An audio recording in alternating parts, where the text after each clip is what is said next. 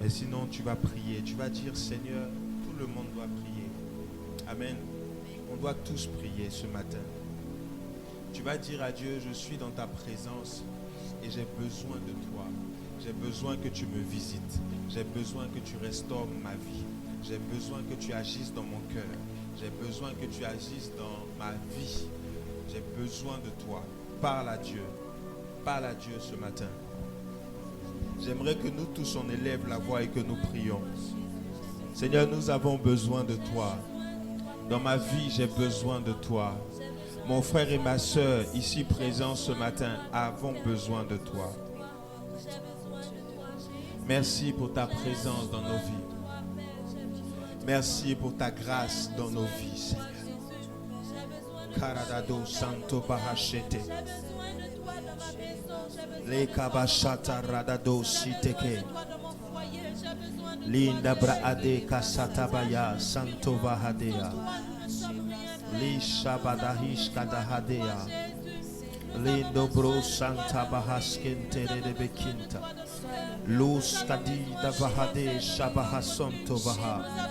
Elohim the bout in the rhythm Uda Baba Sante Kere de Bekinta. Le Kabadahi Shataria de Kahasante. Rabababababo Sakaya. Le Kataya Bahasetere de Bokontavesha. Li Kasita Radada Iskada. Lehu Sadi Braado Sata. Oh mon Dieu. Oh mon Dieu. Hey Seigneur. Hey Jésus. Si je prie pas. Radabahashate. I will pray. I will pray. I will pray. Oh, I will pray. If I don't pray, Satan will make mess of me. Shut up. Je prierai, je prierai, je prierai, oh, je prierai. Si je ne prie pas, le diable aura raison de moi. My God. Je prierai, je prierai, je prierai, oh, je prierai. Si je ne prie pas, le diable aura raison de moi. I will pray, I will pray, I will pray, oh, I will pray. If I don't pray, Satan will make mess of me. Oh Jésus, nous avons besoin de toi. Oui Seigneur, nous avons besoin de toi. Je prierai, je prierai, je prierai, hey. Je prierai, oh, je prierai. Si je ne prie pas, le diable aura raison de moi. Je prierai, je prierai, je prierai, oh, je prierai. Si je ne prie pas, le diable aura raison de moi. I will pray. I will pray. I will pray. I will pray. I will pray. Oh, I will pray. Oh, if I don't pray, Satan will make mess of me. I will pray. I will pray. I will pray. I will pray. I will pray. Oh, I will pray. If I don't pray, Satan will make mess of me. I will pray, I will pray, I will pray, oh, I will pray. If I don't pray, Satan will make mess of me. Je prierai, je prierai, je prierai, oh, je prierai. Si je ne prie pas, le diable aura raison de moi. Je prierai, je prierai, je prierai, oh, je prierai. je ne prie pas, le diable aura raison de moi. Les kadabaha sante bahadea. Lebra ashatera daba askinte baha. Seigneur, nous avons besoin de ta présence dans nos vies. Nous avons besoin de ta présence dans nos cœurs. Nous avons besoin de ta présence dans nos âmes, Seigneur. Nous avons besoin de ta présence chaque jour et chaque fois que nous marchons. Nous avons besoin de ta présence. Et sans ta présence, nous sommes rien. Sans toi, nous sommes perdus. Sans toi, je ne peux rien faire. Sans toi, nous ne pouvons rien accomplir. Tu es notre Dieu, tu es notre maître. Tu es le Dieu de ma vie, tu es le Dieu de notre vie. Tu es le Dieu de cette église. Père, nous élevons ton nom. Nous magnifions ton nom. Nous exaltons ton nom. Nous magnifions ta présence. Likaje vahades. Pale adikosite. Linde bra ashkin de bra. Sato va ishkada. Eloé de bra de shanta bra ados kite. Palai de shanta bayan de bread and dosa. Rekete behi shataya. Linda bra asotakira. Lijatave santa. Oh Seigneur, nous avons besoin de toi. Nous avons besoin de toi. Jésus. Les Shabbats. If I don't pray, Satan will make mess of me.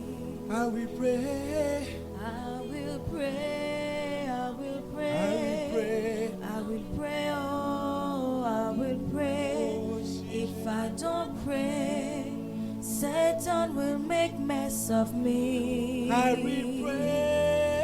I will pray, I will, I will pray. pray. I will pray, oh, I will pray.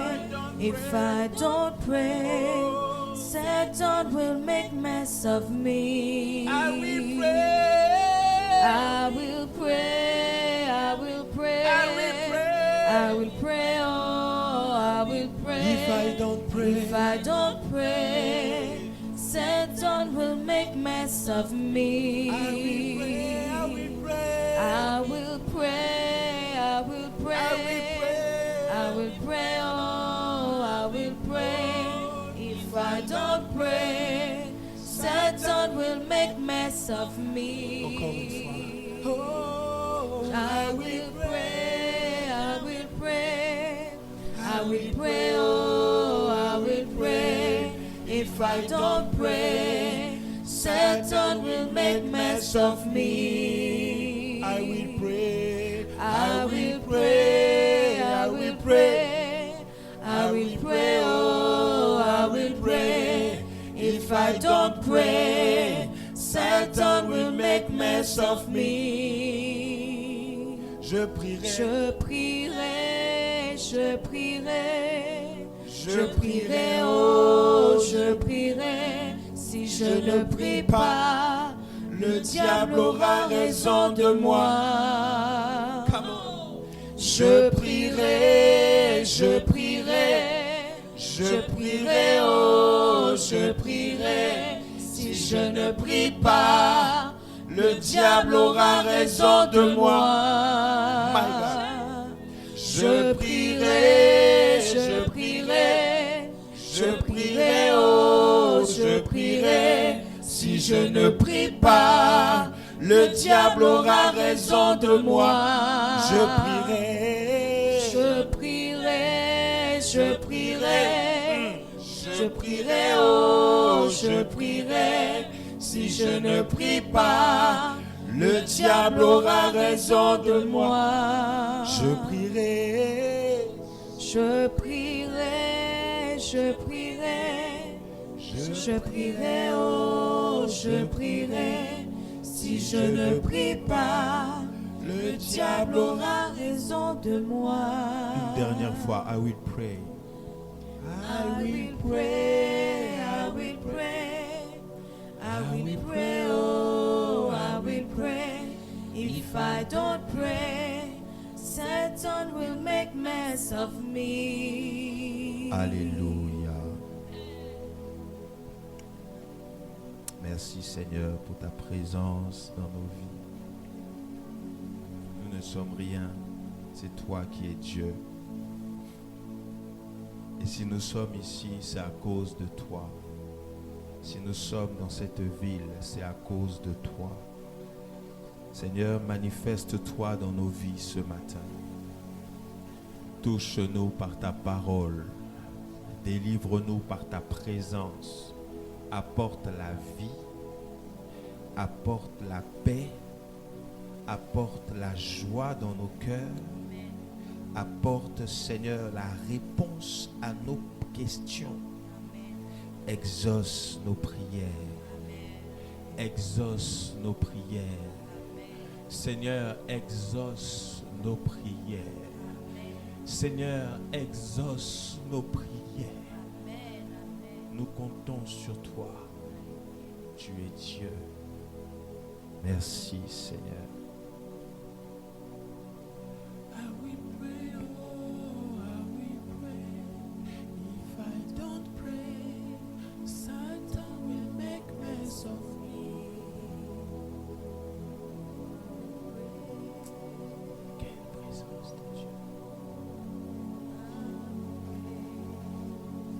Alléluia. Est-ce que tu peux acclamer le Seigneur? Tu peux laisser, Luc. Laisse encore un peu. Vous savez, on peut s'asseoir royalement. Je vais faire une introduction et ensuite nous allons parler du thème de ce matin.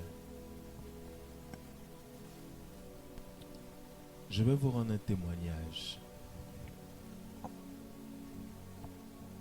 Je vais rendre un témoignage. Je me suis souvenu de ça. Quand j'étais encore étudiant, quand j'étais à la fac, à l'université à Orléans, je me rappelle un lundi matin, je devais me lever pour aller en cours. Et tous les lundis matins, on avait sport. Et je me levais pour aller au sport. Quand je me suis levé du lit, quelque chose, et je sais que c'est le Saint-Esprit, m'a dit, prie.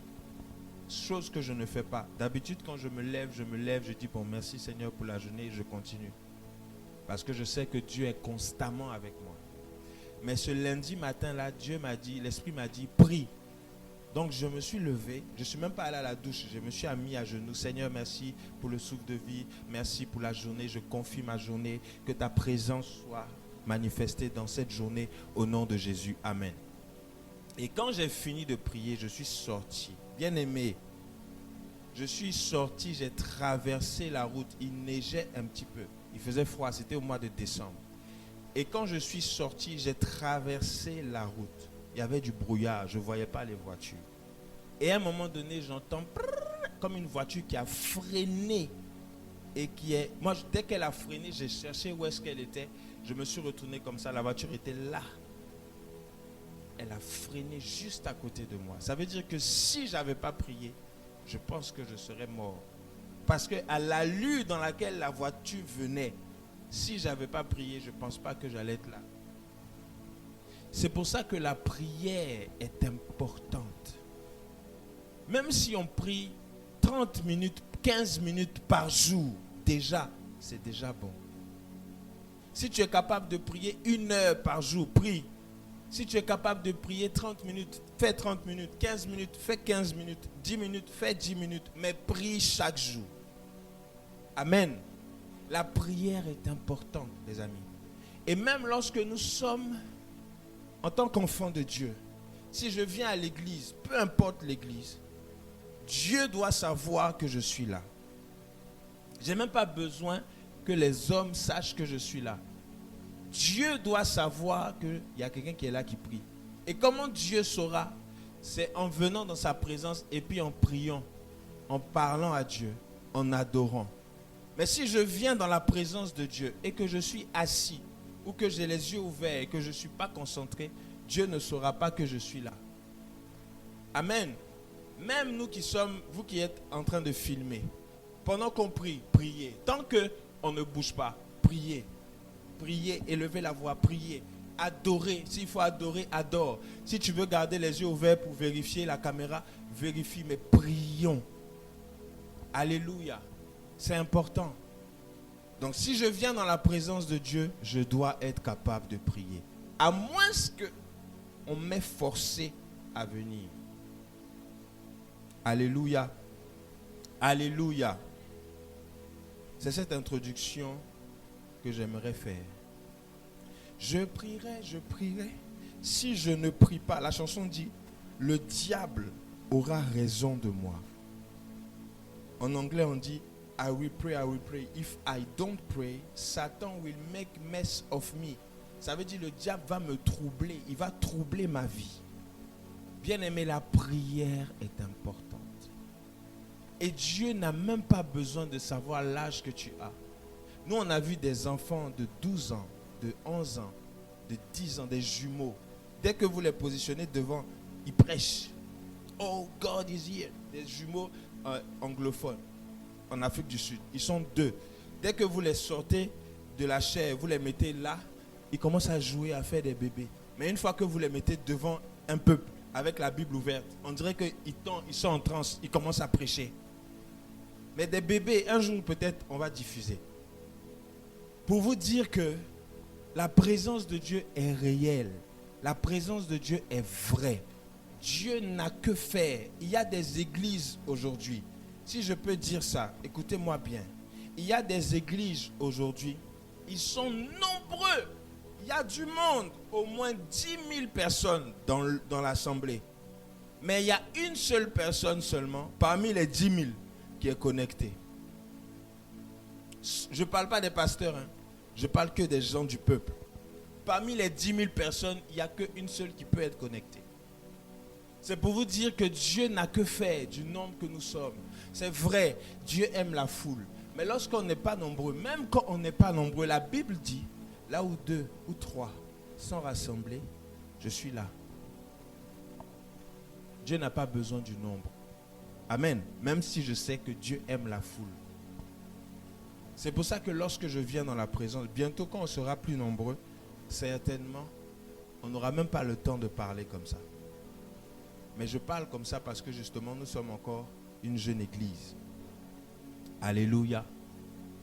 Le thème qui nous réunit ce matin, c'est Jésus revient bientôt. Dis à celui qui est à côté de toi, Jésus revient bientôt. Dis encore, Jésus revient bientôt. J'aimerais qu'on soit attentif maintenant à la parole. Est-ce que tu as ta Bible? Montre-moi ta Bible. Je veux voir ta Bible. Qui a sa Bible? Le téléphone. La Bible est dans le téléphone. Oh, moi j'ai les 2. Voilà. Si tu as ton cahier, tu peux montrer ton cahier aussi. Ou si tu notes sur ton téléphone, tu peux lever. Amen. Voilà. On note, on est des chrétiens. Voilà. Amen. Alors, à quoi devons-nous nous attendre? Jésus revient bientôt. Qu'est-ce que ça veut dire? Pourquoi je veux parler de ce thème? Pourquoi Dieu nous a inspiré ce thème? La question que je vais poser pendant toute ma prédication, c'est: quelle est ta responsabilité par rapport au retour de Jésus? Qui connaît Jésus? Nous tous, non? On sait qui il est. Qui ne connaît pas Jésus? Nous tous. Je sais qu'il y a des gens qui ne connaissent pas. Nous tous, on connaît Jésus. Frère, comment tu t'appelles? Rappelle-moi ton prénom. Kerven. Tu connais Jésus? Personnellement. Pas avec maman. Personnellement. Vous tous, vous connaissez Jésus. Je vais vous expliquer quelque chose aujourd'hui. Peut-être que vous n'avez pas entendu. Vous n'avez peut-être jamais entendu. Quelle est ta responsabilité face au retour du Seigneur Jésus? Vous savez, lorsque Jésus va revenir, Jésus ne va pas regarder tu es de quelle famille, qui est ton père, qui est ta mère. Jésus va te prendre toi seul. Il va te mettre devant lui et puis Dieu va dire, est-ce que cet enfant-là est de moi ou pas? Donc, il ne va pas regarder qui sont tes parents. Lorsque Jésus va venir et qu'il va prendre chacun, il ne va pas regarder tu es le père, tu es le fils ou la fille de qui. Non. Il va te prendre, il va te juger par rapport à ce que tu auras fait sur la terre. Maintenant, quelle est notre responsabilité par rapport à son retour? Qu'est-ce que nous devons faire? Nous allons prendre nos Bibles dans Genèse 2, verset 15. Tu peux lire depuis là-bas. Hein. Tu prends un micro, tu peux rester là-bas. Genèse 2, à partir du verset 15. On va lire le verset 15 et le verset 17. Nous allons aller dans la parole de Dieu et nous allons écouter la parole de Dieu ce matin. Genèse 2, verset 15 à 17. Alléluia, je lis au nom de Dieu. Genèse 2, verset 15. L'Éternel prit l'homme et le plaça dans le jardin d'Éden pour le cultiver et pour le garder. Lorsque Dieu a créé Adam, lorsque Dieu a créé l'homme, la Bible dit qu'il a pris, il a posé dans un jardin qu'on appelle le jardin d'Éden. Yes. Et lorsqu'il a posé dans le jardin d'Éden, la Bible dit c'était pourquoi? Pour le cultiver et le garder. Pour le cultiver et le garder. Continue. L'Éternel Dieu donna cet ordre à l'homme. Tu pourras manger de tous les arbres du jardin, mais tu ne mangeras pas de l'arbre de la connaissance du bien et du mal. Tu pourras manger de tout ce qui est là. Donc Dieu lui donne une instruction. Tu vas manger tout, mais sauf cet arbre-là, tu ne le touches pas. Yes. Pourquoi? Car le jour où tu en mangeras, le jour où tu vas manger cet arbre-là, tu mourras. Tu vas mourir. Tu vas mourir. Le jour où tu vas manger ça, tu vas mourir. Donc tu es dans le jardin, c'est moi Dieu qui t'ai créé, qui t'ai positionné là.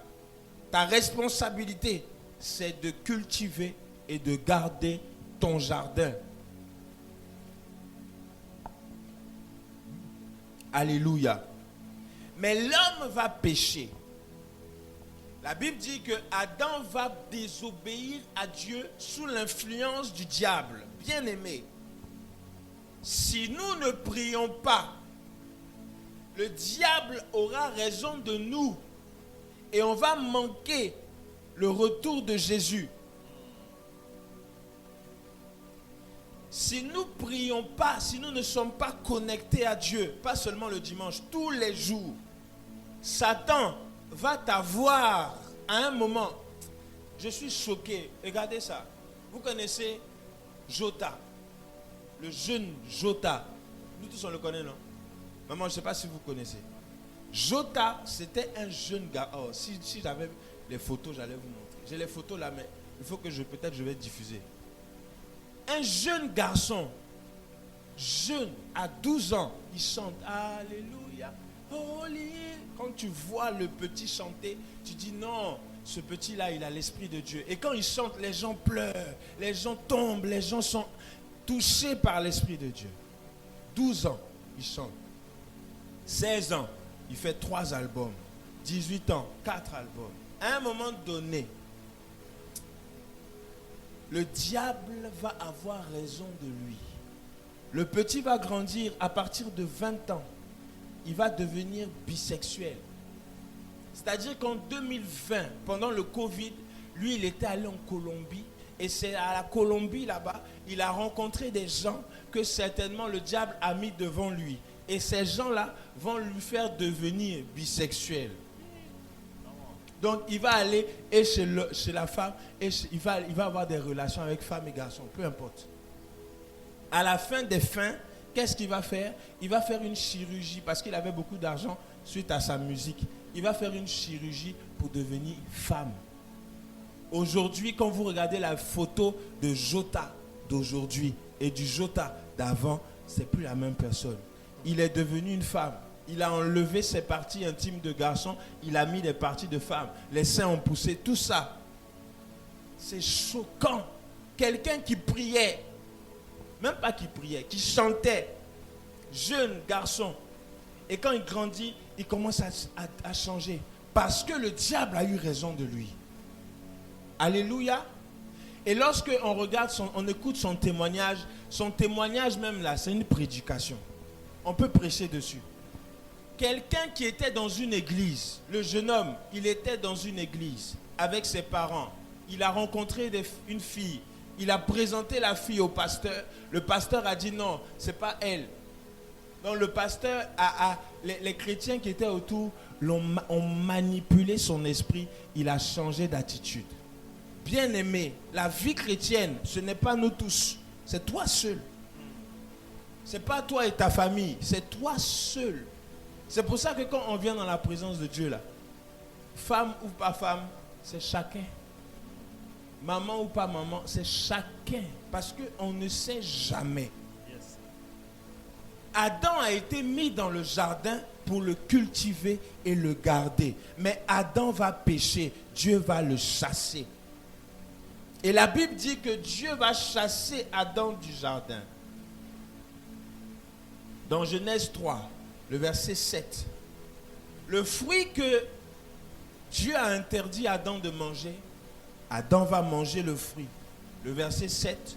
La Bible dit que leurs yeux, en parlant de lui et de sa femme que Dieu avait créés, leurs yeux à tous les deux s'ouvrirent et ils prirent conscience qu'ils étaient nus.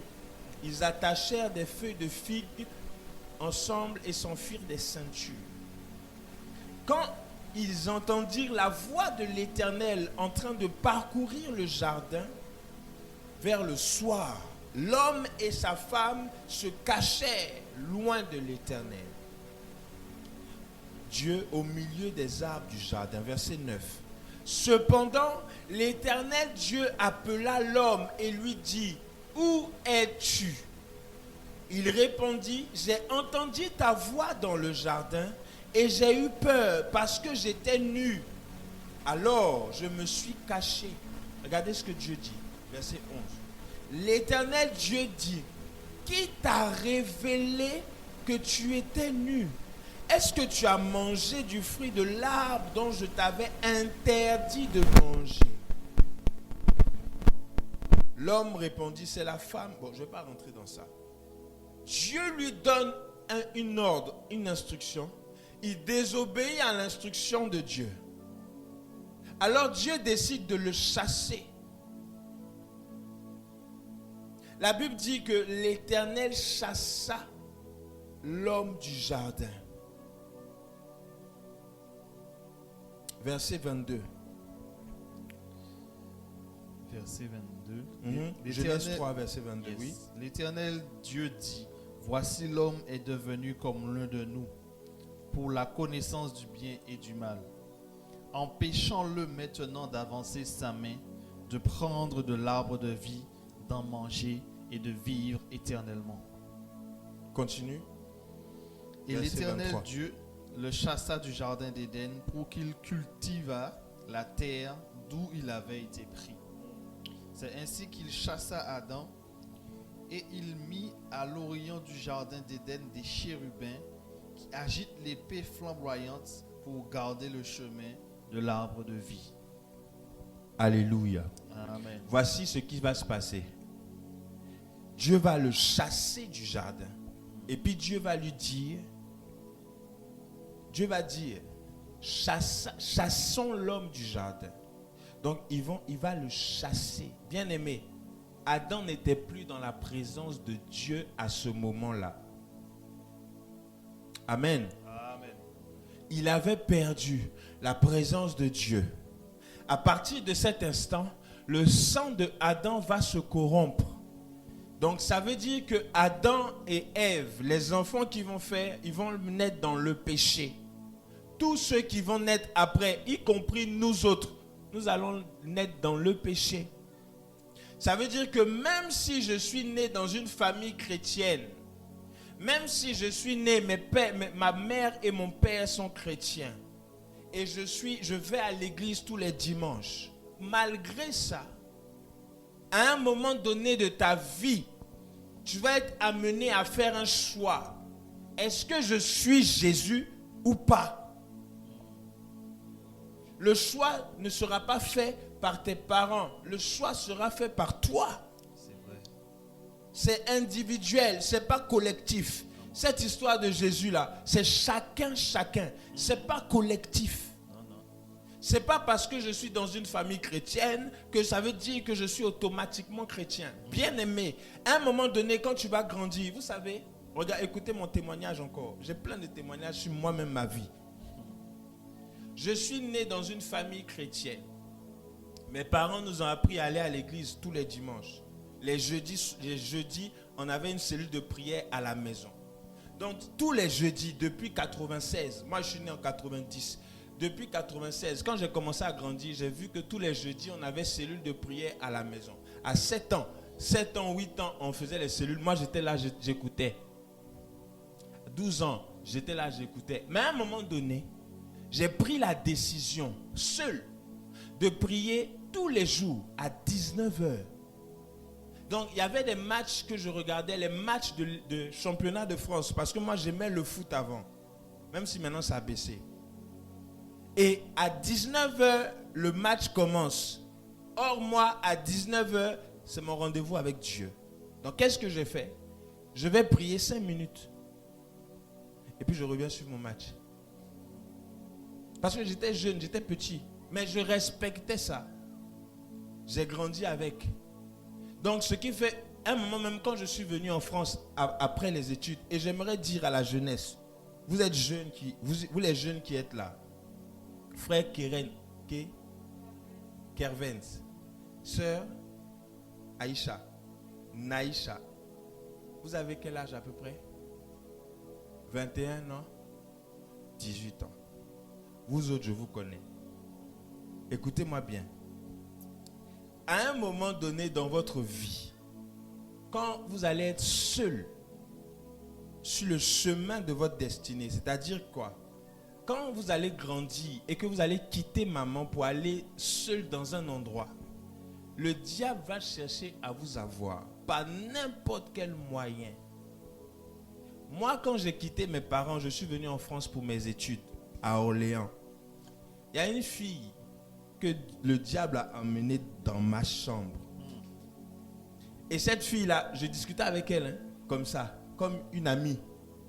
Mais elle a réussi à rentrer dans ma chambre et à s'asseoir sur mon lit. Peut-être que je ne vous ai jamais raconté ça. Il n'y a que maman Kesha peut-être qui sait.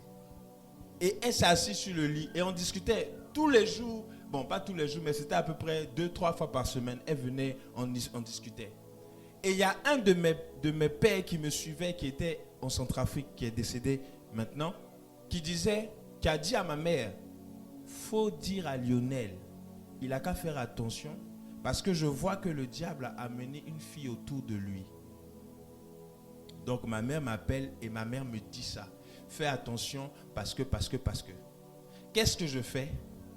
Je dis ok, elle ne monte plus dans ma chambre. Donc dès qu'elle vient, elle attend en bas, je descends. J'ai commencé à faire ça. Et puis, j'ai commencé à lui parler de Jésus. Pour voir sa réaction. Bien aimé, quand j'ai commencé à faire ça, elle m'a fui. Elle est partie. Je n'ai plus eu de ses nouvelles. La dernière fois que je l'ai vue, c'était au Zénith, là où il y a le manège là. C'est comme on appelle la fête foraine. Avec un monsieur et elle a un enfant. Donc, je ne l'ai plus revue depuis la dernière fois. C'est pour vous dire, quand vous allez grandir, maman ne sera plus là où les petites frères, vous allez être seuls là. C'est là que le diable va chercher à vous atteindre. Et si vous n'êtes pas vigilant, le diable va vous avoir. Vite, regardez le petit Jota. Je vais vous montrer les photos. Bon, sinon j'aurais dû préparer. Je n'avais pas prévu. Peut-être après, à la fin du culte. Ce petit-là, jeune, mais il était utilisé par Dieu. Malgré ça, il grandit et puis il décide de changer de... Non, mais c'est une abomination. Est-ce que vous pensez que ce petit-là, quand Jésus va revenir, il va aller au ciel? C'est pas possible. C'est pas possible. À moins que vraiment Dieu soit miséricordieux. Mais sinon là, tu peux pas. Tu décides de changer de sexe parce que tu trouves que tu es mieux fille que garçon. Aïe!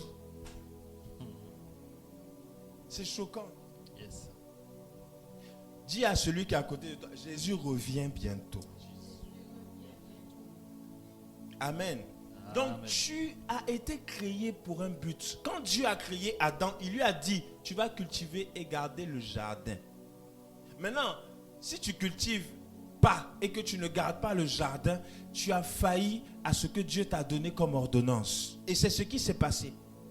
Donc quand tu vas grandir, quand tu vas être seul sur le couloir de ta destinée, Satan va emmener des personnes pour te dérouter du chemin de Dieu. Si toi, en tant qu'enfant de Dieu, tu n'es pas vigilant et tu ne pries pas et que tu n'as pas de temps de prière seul, tu risques de tomber. Et si tu tombes, pour te relever, c'est difficile. Difficile, je vous dis. Très dur. Pour se relever, quelqu'un qui est tombé dans le péché, pour se relever, c'est difficile. Et je vais vous expliquer pourquoi c'est difficile aujourd'hui. Mais ce n'est pas impossible. C'est difficile, mais ce n'est pas impossible. C'est vrai. Alléluia. Amen. Tu as un rôle à jouer. Là où tu es, tu as un rôle à jouer. L'âge que tu as un rôle à jouer sur la terre. Tu n'as pas été créé au hasard. Tu n'es pas grand comme tu es au hasard. Yes. Tu n'as pas toute la connaissance que tu as au hasard. Il y a quelque chose que toi seul, tu es capable de faire que les autres ne peuvent pas faire. Tu es là où tu es. Je vous dis, là où nous sommes, chacun ici, vous avez quelque chose d'unique en vous. Même des jumeaux, 2 jumeaux, garçon, garçon, ou fille, ou fille, garçon. Il y a quelque chose qui les différencie. Ils peuvent se ressembler physiquement, mais à l'intérieur, il y a quelque chose qui est différent. Il y en a un qui est peut-être timide, l'autre qui est très chaud, ou l'inverse. Ou les deux sont timides, mais il y a quelque chose qui va les différencier à un moment donné. C'est pour dire que nous sommes tous uniques. Tu es unique sur la terre ici. Là où tu es, ce que tu as, le potentiel, ce que tu as en toi, personne n'a. Et Dieu a besoin de ce que tu as pour sa gloire. Maintenant, si toi, en tant que jeune, parce que bon, je vais à l'église, voilà, c'est tout. Je ne m'occupe pas de tout ce qui est relation personnelle avec Dieu. Parce que Dieu n'a que faire de la religion. Dieu n'a pas besoin de la religion. Être religieux, ce n'est pas de Dieu. Excusez-moi, la religion a été créée par Dieu, par les hommes. Ça n'a pas été créé par Dieu. La religion a été créée par des hommes. Ce n'est pas Dieu qui a créé la religion. Donc laissez-nous avec cette histoire de religion. Moi, je suis chrétien. Lui, c'est un musulman. On n'a pas besoin de ça. Dieu n'a pas besoin de qui est qui. Dieu a besoin de ce que tu as en toi pour sa gloire. Dis-moi un amen. Amen. Dieu a besoin de ce que tu as à l'intérieur de toi. Dieu n'a pas besoin de je suis chrétien. Non, moi je suis adventiste. Non, moi je suis catholique. Non, moi je suis musulman. Non, moi je suis athée. Non, non, Dieu s'en fout de ça. Je suis venu te dire ce matin, Dieu a besoin de ton cœur. Dieu a besoin de ton cœur. Psaume 115, verset 16. Écoutons la parole de Dieu. Le psaume 115, verset 16. Bien-aimé, Dieu a besoin de ton cœur. Dieu n'a pas besoin de est-ce que tu es de cette religion ou pas. Donc, chrétien, tu es blessé, tu es à la maison et tu dis non, je ne vais plus à l'église parce que les chrétiens sont méchants. Dieu n'a pas besoin des chrétiens. Dieu a besoin du cœur de l'homme. Dieu a besoin de ton cœur. Écoutons le psaume 115, verset 16. Psaume 115, verset 16. Mm-hmm. Les cieux sont les cieux de l'Éternel. Le ciel, c'est pour l'Éternel. Mais il a donné la terre au Fils de l'homme. La terre, c'est pour toi et moi. Amen. Amen. Je vous emmène quelque part. Suivez-moi. Jésus revient bientôt. Come on. La terre, c'est pour toi et moi. Le ciel, c'est pour Dieu. C'est vrai. Donc Dieu ne va jamais descendre sur la terre sans ta permission. Et Ça fait bizarre. peur. Dieu ne va jamais venir sur la terre pour faire ce qu'il veut sans que toi tu lui permettes de venir. Quelqu'un qui va monter sur un toit et qui va se jeter, vous pensez que Dieu va venir mettre sa main? Ne meurs pas, mon fils. Tu décides de te suicider, tu te suicides. C'est toi. Dieu ne va jamais intervenir. Et un jour on dit, non, il y a des gens qui disent, Dieu n'existe pas. Tu parles à Dieu, tu dis, frère, Jésus t'aime, ou donne ta vie à Jésus. Moi, Dieu n'existe pas. Non, Dieu n'existe pas. Je dis, pourquoi tu dis ça? Il dit, non, mais si Dieu existait, pourquoi est-ce que ma mère est morte de cancer? Pourquoi est-ce que telle personne est morte? J'ai dit, donc ça veut dire que l'eau aussi n'existe pas? Il dit, non, l'eau existe. J'ai dit, bon, pourquoi il y a des gens qui sont sales alors? Si l'eau existe. Alléluia. Amen. C'est simplement parce que les gens ne savent pas qu'il faut aller se laver. Donc l'eau existe. Si l'eau existe, ça veut dire que Dieu existe. C'est juste que les gens ne savent pas que Dieu ne descendra pas sur la terre pour faire des choses à leur place. Ta maman ou ton père ou tes arrière-grands-parents ou quelqu'un que tu aimes est mort, ce n'est pas à cause de Dieu. Hein? Le cancer que la personne a développé, ce n'est pas Dieu qui a amené le cancer. Le cancer a été amené par un esprit. D'accord. Mais à un moment donné, cette personne, il fallait qu'elle cherche Dieu. Peut-être que Dieu a amené quelqu'un pour lui parler de lui, mais jamais cette personne-là a accepté qu'on prie pour elle. Donc si tu n'acceptes pas qu'on prie pour toi, comment est-ce que ça va changer? Il a donné la terre à toi et à moi. Dieu ne viendra jamais faire les choses à notre place. C'est à toi de faire les choses. Regardez la preuve. Lorsque Adam va pécher, Dieu va le chasser. Et à un moment donné, Dieu va décider d'emmener Jésus sur la terre. Et même pour emmener Jésus, il n'est pas descendu seul. Jésus est passé par Marie. Est-ce que vous êtes là? Yes, yes. Jésus est passé par Marie. Et lorsque Marie est née, lorsque Jésus est né, c'est au travers de quelqu'un que Jésus est né. On dit qu'il est le fils de Joseph et de Marie. Au départ, on n'a pas dit qu'il est le fils de Dieu. On dit Emmanuel, le petit du quartier là, il est le fils de Joseph et de Marie. On n'a pas dit qu'il est le fils de Dieu. Ça veut dire que Dieu avait besoin de quelqu'un pour descendre sur la terre. Sinon, lui-même, il allait descendre comme ça. C'est moi Dieu. Non. Il a besoin de ce que tu as en toi. Je ne sais pas le problème ou les difficultés que tu as. Mais Dieu a besoin de toi. Tu veux qu'il règle le problème que tu as? Tu veux que Dieu règle le problème que tu as? Accorde-lui du temps. Accorde du temps à Dieu. Parce que si tu ne lui accordes pas du temps, lui aussi, il ne va pas s'occuper de toi. Quand tu fais pour Dieu, quelqu'un a dit, quand tu fais pour Dieu, Dieu aussi fait pour toi. Amen. Mais qui était Jésus? Le Jésus que nous attendons. Prépare Jean 1, verset 1. Nous démarrons. Tout ce que j'ai fait là jusqu'à maintenant, c'était une introduction. Bien-aimé, Jésus revient. Quelle est ta responsabilité face au retour du Seigneur, face au retour de Jésus? Jean 1, le verset 1. Jean 1, le verset 1.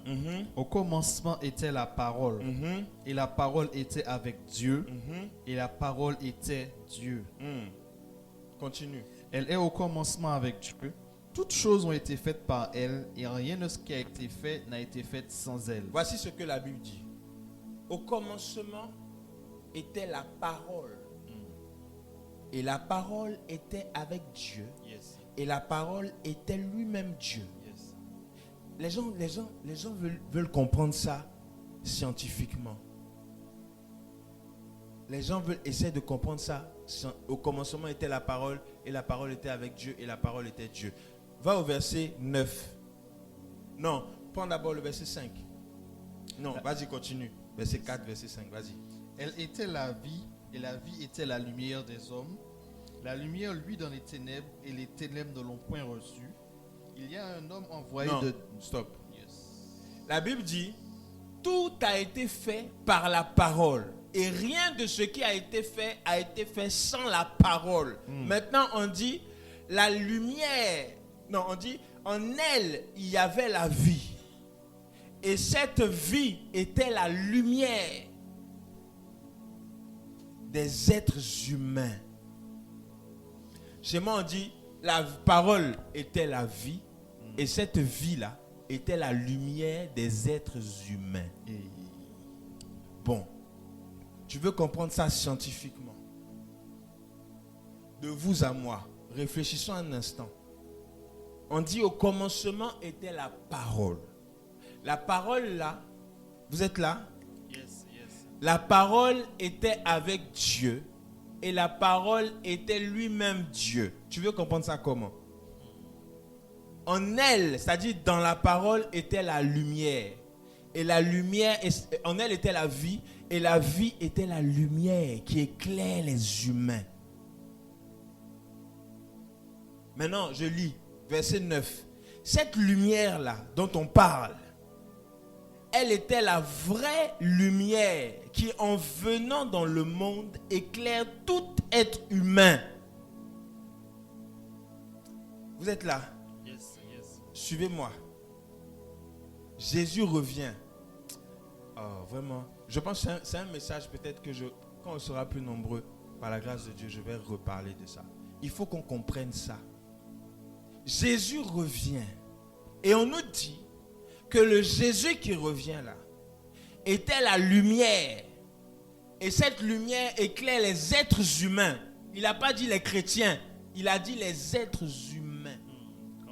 Hommes comme garçons. Musulmans, chrétiens, catholiques, on s'en fout. Jésus dit, la Bible dit, cette lumière était la vraie lumière qui, en venant dans le monde, éclaire les êtres humains. Elle est venue dans le monde et le monde ne l'a point connue. Maintenant, au verset 17, on dit, à tous ceux qui ont reçu cette lumière, chez moi on dit qu'ils l'ont acceptée. La lumière a donné le pouvoir de devenir enfant de Dieu. Donc, être enfant de Dieu, c'est quoi? C'est un pouvoir. J'ai l'impression que je suis en train de vous perdre. Vous êtes là? Yes. Être enfant de Dieu, c'est un pouvoir. Celui qui a le pouvoir, ce sont ceux qui ont le pouvoir, ce sont les enfants de Dieu. Ce ne sont pas les chrétiens. Excusez-moi. Un chrétien n'a pas de pouvoir. Un enfant de Dieu a un pouvoir. Parce qu'aujourd'hui, il y a des chrétiens qui ne sont pas enfants de Dieu. Vous vivez comme vous voulez. Vous venez à l'église le dimanche. Dans la semaine, on dit, il y a le temps de prière, vous n'allez pas. Vous vivez comme vous voulez. Et vous dites que vous êtes chrétien. Non. Un enfant de Dieu, on le reconnaît. On sait. Satan même sait. Satan même a peur de l'enfant de Dieu. Satan n'a pas peur du chrétien. Le diable n'a pas peur du chrétien. Regardez la chanson. Elle dit, je prierai, oh. Si je ne prie pas, le diable aura raison de moi, ou bien si je ne prie pas, le diable va me troubler. Regardez la phrase là. Ça veut dire chrétien ou pas chrétien. Dieu n'a que faire de ça. Dieu a besoin que tu sois son enfant. Yes, c'est vrai. C'est en étant son enfant que Dieu te donne un pouvoir. Et être enfant de Dieu, ce n'est pas naître dans une famille chrétienne. Non, non, non, non, non. Nous tous ici, on est nés dans une famille chrétienne. Moi, je suis né dans une famille chrétienne. Mon épouse, elle est née dans une famille chrétienne. Jenny, elle est née dans une famille chrétienne. Otniel, Luc, on est tous nés dans une famille chrétienne. Mais à un moment donné de nos vies, nous avons décidé de suivre un chemin seul. Aujourd'hui, même si mes parents deviennent musulmans, je ne vais pas devenir musulman. Parce que je sais où je vais. Yes, c'est vrai. Alléluia. Amen. Bien-aimé, Jésus revient. Dis à celui qui est à côté de toi, Jésus revient bientôt. Jésus revient bientôt. Dis-lui, il n'a pas entendu. Jésus revient bientôt. Alléluia. Amen. Et il dit, ceux qui sont devenus enfants de Dieu, là, la Bible dit que, au verset 14, Jean 1, verset 14, et la parole s'est faite homme. Chez toi, on dit chair. Tu peux lire. Et la parole a été faite chair, et elle a habité parmi nous, pleine de grâce et de vérité, et nous avons contemplé sa gloire, une gloire comme la gloire du Fils unique venu du Père. On dit la parole là, qui sort de la bouche de Dieu, qui a permis de créer toute la terre. Cette parole là, elle s'est faite chair. Vous voulez comprendre ça comment? En tant que scientifique, ce n'est pas compréhensible. Comment une parole qui sort de la bouche peut devenir chair? Question. Et la Bible dit, cette parole-là, elle s'est faite chair et elle est venue parmi les hommes. Si tu écris, écoute ça. Jésus a deux objectifs sur la terre.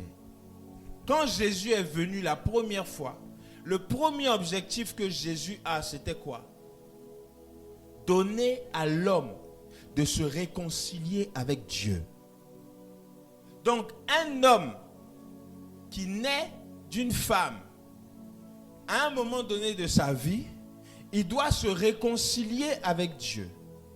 S'il ne se réconcilie pas avec Dieu, il n'est pas connu de Dieu, il n'est pas enfant de Dieu. J'ai une question à vous poser et j'aimerais que chacun me réponde. Vous êtes là? Yes. J'ai une question à vous poser.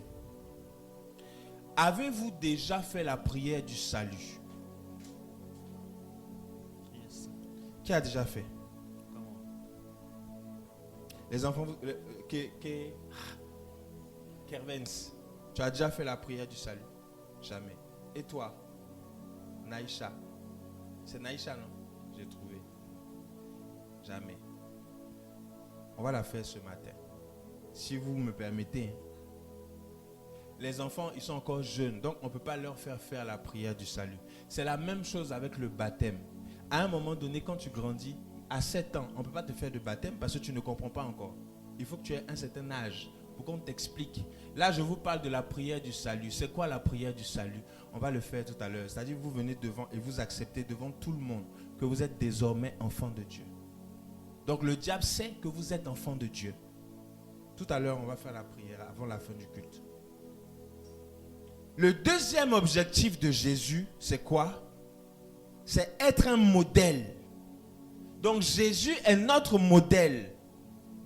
Un modèle de vie. Tu veux savoir comment aimer? Regarde comment Jésus a aimé. Tu veux savoir comment marcher avec Dieu? Regarde comment Jésus a marché avec Dieu. Tu veux savoir comment prier? Regarde comment Jésus priait. Et c'est cette manière de faire, ce modèle qu'il est, qui va te permettre de suivre et de marcher comme Dieu veut. Comme ça, quand Jésus va revenir, il va te prendre. Parce que je vous assure et je vous dis, de l'autre côté, il y a le diable. Et le diable sait très bien qu'à un moment donné, il y a un ange. La Bible dit qu'il y a un ange qui va venir prendre Satan et ses démons. Il va les mettre en enfer. Et puis tous ceux qui n'ont pas accepté Dieu, là, ils vont aller en enfer aussi. Toi et moi, nous ne devons pas faire partie de ces gens-là. Dis Amen. Toi et moi, on doit être au ciel, dans la nouvelle Jérusalem. Alléluia. Maintenant, nous allons lire. Je suis en train de clôturer. Apocalypse 22, le verset 12. Je vous ai dit que Jésus a deux objectifs. Le premier objectif de Jésus, c'est de réconcilier tous les hommes avec Dieu. Le deuxième objectif de Jésus, c'est être un modèle pour nous. Et là, nous lisons Apocalypse 22, verset 12. Apocalypse 22, verset 12. Voici, je viens bientôt. Voici quoi? Voici, je viens bientôt. C'est le dernier chapitre de la Bible. Nous sommes à la fin de la Bible. Regardez, quand vous tournez la page, il n'y a plus rien derrière. Il y a pas. Apocalypse 22, verset 12. On est à la fin de la Bible. Il dit, voici, Je viens bientôt. je viens. Pourquoi il dit je viens alors qu'il est venu une première fois? Pourquoi il ne dit pas je reviens bientôt? Mais il dit je viens bientôt. J'ai cherché dans la Bible hier, avant-hier, j'ai regardé, j'ai dit mais le mot revient, Jésus revient bientôt. Qui a créé ça? Vous savez quoi? Je vais peut-être vous choquer. Le je reviens bientôt a été fait par les hommes. Sinon Jésus ne revient pas, Jésus vient. Qu'est-ce que ça veut dire? Ça veut dire que le Jésus qu'on a connu là, qui était dans la Bible gentil, qui a marché avec les 12 disciples, le Jésus là, ce n'est pas le même Jésus qui va revenir. Celui qui va revenir là, il est tranchant. C'est-à-dire que quand il vient pour juger. Reprends le verset. Voici, je viens bientôt. Reprends encore. Voici, je viens bientôt. Encore. Je viens bientôt. Encore. Je viens bientôt. Et il dit quoi après? Et ma rétribution est avec moi. J'apporte avec moi ma rétribution. Pour rendre à chacun selon ce qu'est son œuvre. Pour rendre à chacun selon son œuvre. Question. Est-ce que Jésus a dit, Je viens pour prendre chacun selon la famille qui l'appartient. Aïe. Répondez-moi. Non. Reprends le passage. Chacun selon son œuvre. Je viens rendre à chacun, j'ai la rétribution avec moi, c'est-à-dire que j'ai la récompense. Et je viens donner à chacun la récompense selon l'œuvre qu'il a fait sur la terre. Ça veut dire que même si j'appartiens à une famille et que je suis dans une famille chrétienne, tant que je n'ai pas fait de rencontre avec Dieu, Dieu ne me connaît pas. Jésus ne me connaît pas. Quand il va venir, il ne va même pas me calculer. Hey, come on. Est-ce que vous êtes là? Yes. Jésus revient. Le problème, c'est qu'on ne fait pas attention au fait que le Jésus qui vient là, ce n'est pas le même Jésus qui va venir. Le Jésus qui vient, il vient pour juger. Donc si tu n'as pas vécu comme Dieu, comme Jésus voulait, comme la Bible dit de vivre, tu vas tout droit en enfer. Aïe. Sans retour. C'est pour ça que quand on évangélise, à un moment donné, je pense que il va falloir qu'on ait des bâtons.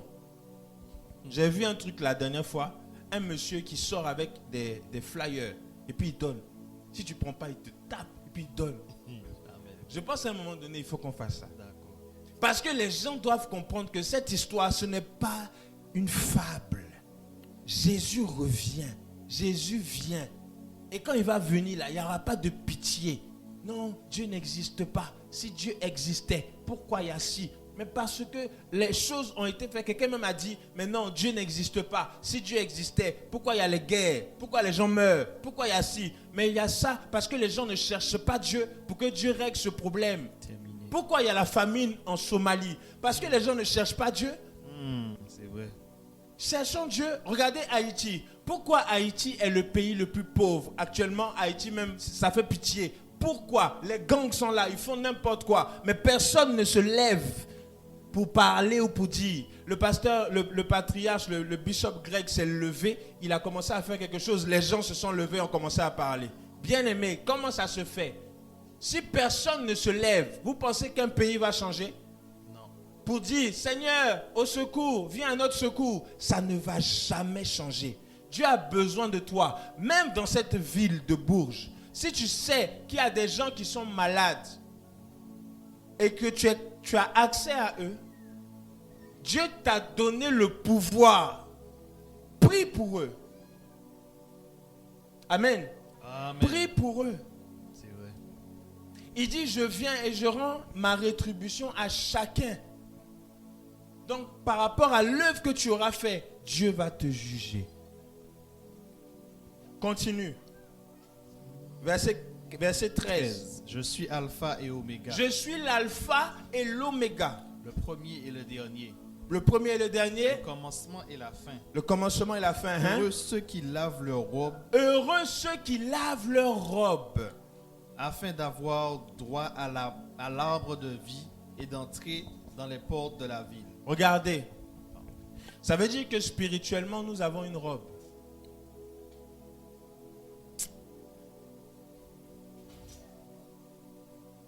Là où tu es, là, assis, spirituellement, tu as une robe. Et Jésus dit, reprends, verset 13, heureux, verset Heureux 14. ceux qui lavent leurs robes, Ceux qui lavent leurs robes. afin d'avoir droit à l'arbre de vie Hein? et d'entrer par la porte dans la ville. Ceux-là, ils vont rentrer au ciel. Maintenant, il dit quoi? Dehors les chiens, Dehors les chiens. C'est pas moi qui dis, c'est la Bible. les enchanteurs, Les sorciers. les impudiques, Ceux qui vivent dans l'immoralité sexuelle. les meurtriers, Ceux qui tuent. les idolâtres, Ceux qui adorent les arbres, l'eau, tout ça, la forêt. et quiconque aime et pratique le mensonge. Celui qui ment. Hmm, Celui qui ment. hmm. La Bible dit que le diable, dans Jean 8, verset 44, on dit, vous avez pour père le diable, parce que le diable est le père du mensonge. Donc quand tu mens, Comment? tu mens beaucoup là. Tu es en train de dire à tout le monde que Satan c'est ton papa. Amen. Quand tu mens, tu es en train de dire au système que le diable c'est ton père. Jésus revient bientôt. Amen. Amen. Bien-aimés, je suis à la fin de mon message. Et je vais lire 3 passages et nous allons prier. Vous savez, l'histoire de Jésus est une histoire qui est vraiment rocambolesque. Ça veut dire qu'on ne comprend pas facilement. Il y a des gens qui ont fait une expérience. Ils sont allés voir le tissu qu'on a mis sur le corps de Jésus quand Jésus était mort. Écoutez-moi, hein. On appelle ça le linceul. Ils ont pris le drap où on a mis le corps de Jésus quand Jésus est mort. Et ils ont vu les marques du sang, des mains, des pieds, tout ça. Ils ont vu les marques qu'il avait. Et lorsque ils ont étudié les marques, ils ont vu que Jésus avait gonflé. C'est-à-dire que sa taille, pas gonflée, mais grandie. Regardez. On dit que lorsque Jésus est mort, qu'on l'a mis dans le linge là, son sang était là, par exemple, hein, son sang était là, le sang de la tête était là, et le sang du pied était en bas. Maintenant, quand il y a eu la résurrection, ils ont vu que le sang a fait une tache comme ça. Comme si son corps a fait bouf. C'est-à-dire que le corps s'est découplé. Vous voyez? C'est comme une bombe. Ça fait bouf. C'est-à-dire que c'est sorti comme ça. Donc, ils se sont rendus compte qu'il n'avait plus la même taille que quand il est ressuscité. Il n'avait plus la même taille que quand il est mort. Amen. Amen. Donc, ça veut dire que le Jésus qui vient là, c'est pas le même. Comment? Celui qui est ressuscité, qui est passé au travers des murs là, c'est pas le même Jésus. Jésus revient bientôt. Amen. Amen. On va lire, je vais paraphraser et tu prépares Marc 16.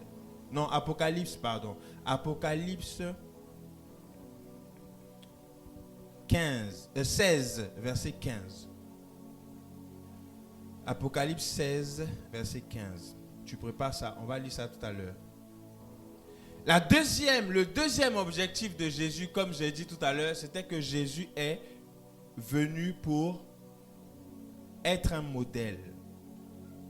Donc, le modèle de Jésus, partout où Jésus allait, il faisait du bien. Jésus chassait les démons. Jésus priait pour les malades. Jésus faisait tout ça. Donc, toi qui es enfant de Dieu, tu dois être capable de chasser un démon. Tu dois être capable de prier pour des gens. Tu dois être capable de faire du bien à ton frère. Amen. Amen. Fais comme Jésus. Alléluia. Amen. Tu peux lire.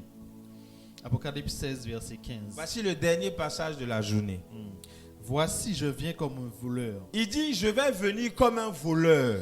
Heureux celui qui veille et Heureux celui qui veille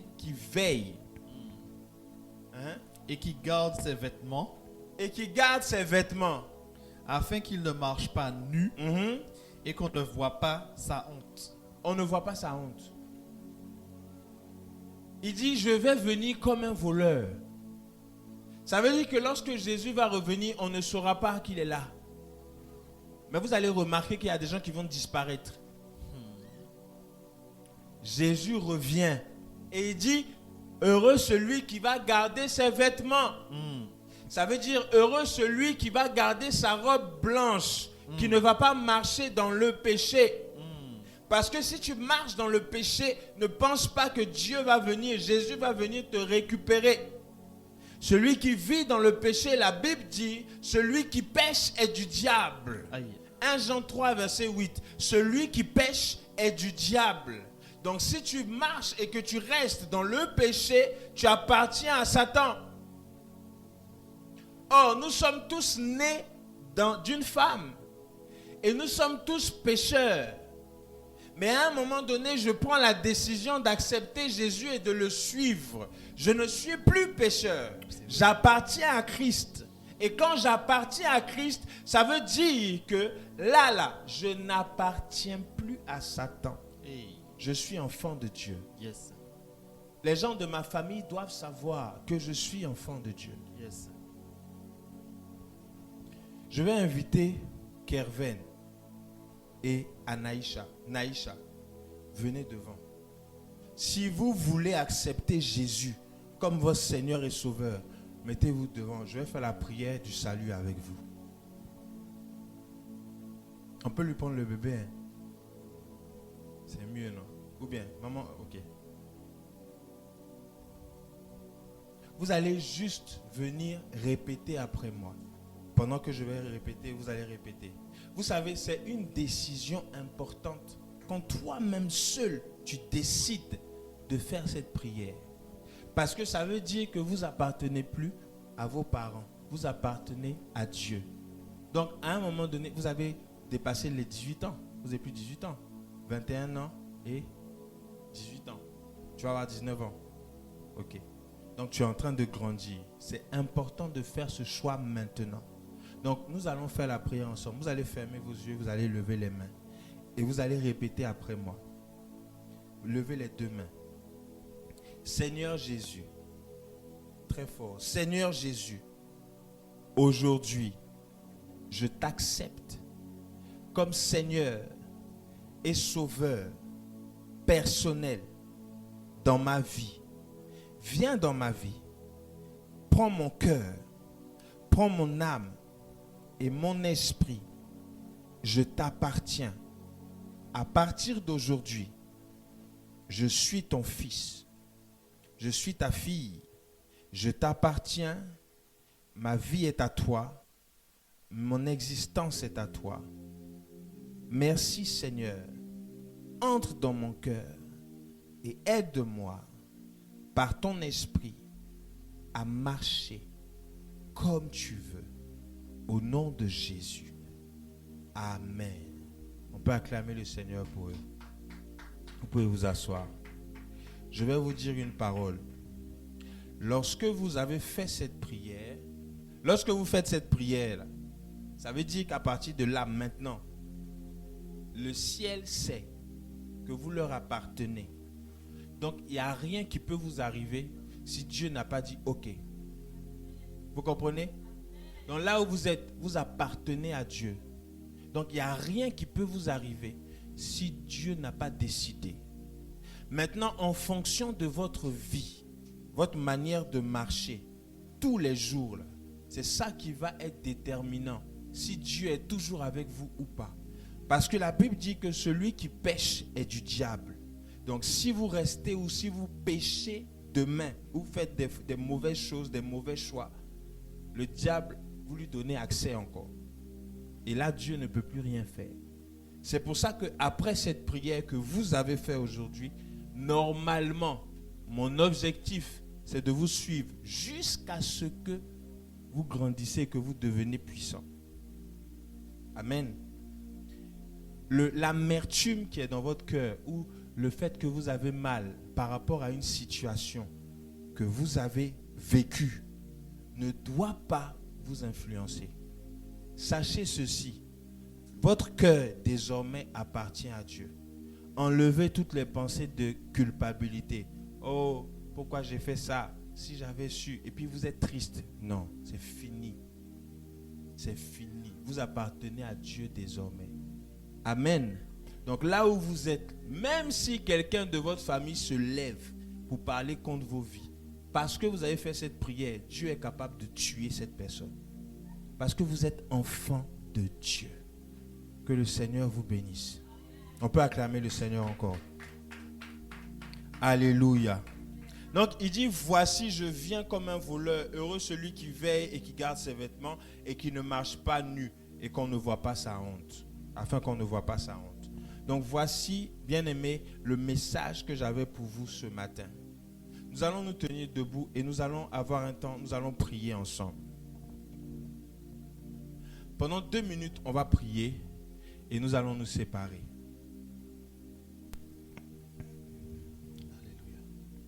Alléluia. On va se tenir debout et on va prier. Tu vas dire à Dieu, Seigneur, ce matin, j'ai entendu ta parole. Mais lorsque tu vas revenir là, ne me laisse pas. Ne me laisse pas. Quand tu vas revenir chercher l'humanité, les humains, je veux faire partie de cette église. S'il y avait quelque chose en moi qui m'empêchait de grandir ou d'aller, d'être avec toi, que cela soit ôté au nom de Jésus. Au nom de Jésus. Élevons la voix et prions ensemble au nom de Jésus. Père, nous bénissons ton nom. Merci pour ta parole. Merci pour cet instant. Merci pour ce moment. Je prie, Seigneur, que ta main nous garde, que ta main nous protège. Père, lorsque tu vas revenir nous chercher, Seigneur, permets que nous ne manquons pas le but. Donne-nous d'être constamment accrochés à toi. Nous voulons être accrochés à toi et nous ne voulons pas quitter ce chemin-là que tu as tracé pour moi. Père, je prie que ta main protège la vie de tous ceux qui sont ici et qui m'entendent. Que ta main nous garde, que ta main nous protège au nom de Jésus de Nazareth. Merci pour ta vie. Merci pour ta grâce. Merci de nous garder. Merci de nous protéger au nom de Jésus. Nous te bénissons et nous te rendons gloire. C'est au nom de Jésus que nous avons prié. Amen. Est-ce que tu peux acclamer le Seigneur?